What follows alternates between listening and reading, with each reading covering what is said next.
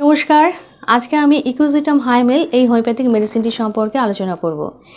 এই মেডিসিনটা ডিসইউরিয়া বা পেইনফুল মিক্সচারেশন অর্থাৎ প্রস্রাবের সময় ব্যথা যন্ত্রণা হওয়া সেই সমস্যার উপরে খুব ভালো কাজ করবে এবং এটা বাচ্চাদের ক্ষেত্রে এনিউরেসিস অর্থাৎ অনেক বাচ্চা ঘুমের মধ্যে অসারে প্রস্রাব করে ফেলে সেই ক্ষেত্রে খুব ভালো কাজ করবে এবং এছাড়া এটা ইউরিনের বিভিন্ন সমস্যার উপরে কাজ করে।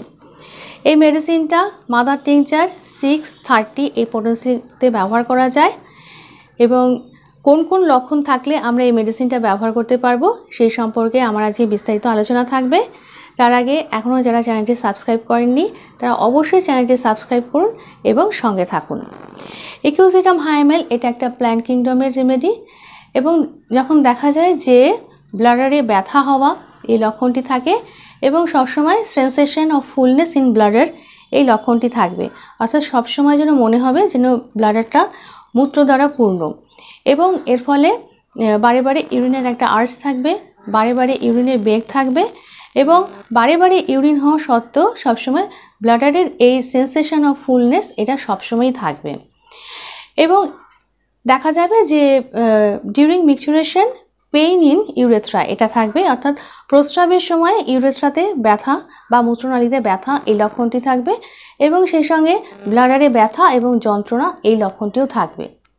এছাড়া বাচ্চাদের ক্ষেত্রে এনিউরেসিস অর্থাৎ বাচ্চারা ঘুমের মধ্যে অসারে টয়লেট করে বা প্রস্রাব করে ফেলে সেই ক্ষেত্রেও কিন্তু এই মেডিসিনটা খুব ভালো কাজ করবে।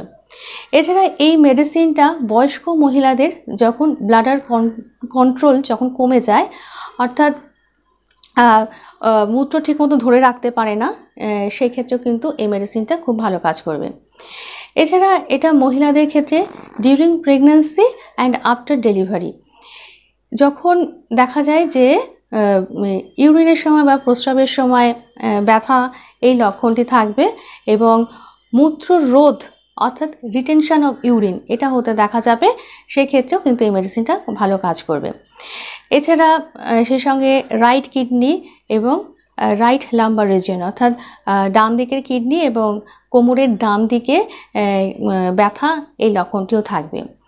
এই লক্ষণগুলো যদি থাকে তাহলে এই মেডিসিনটা মাদার টিংচার 630 এই পোটেন্সিতে আমরা ব্যবহার করতে পারবো।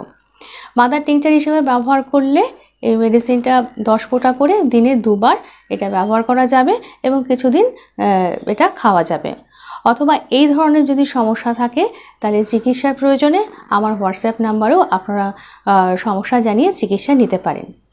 আজকে আলোচনা এই পর্যন্ত, পরবর্তী ভিডিওতে আবার আরেকটি হোমিওপ্যাথিক মেডিসিন নিয়ে আলোচনা থাকছে।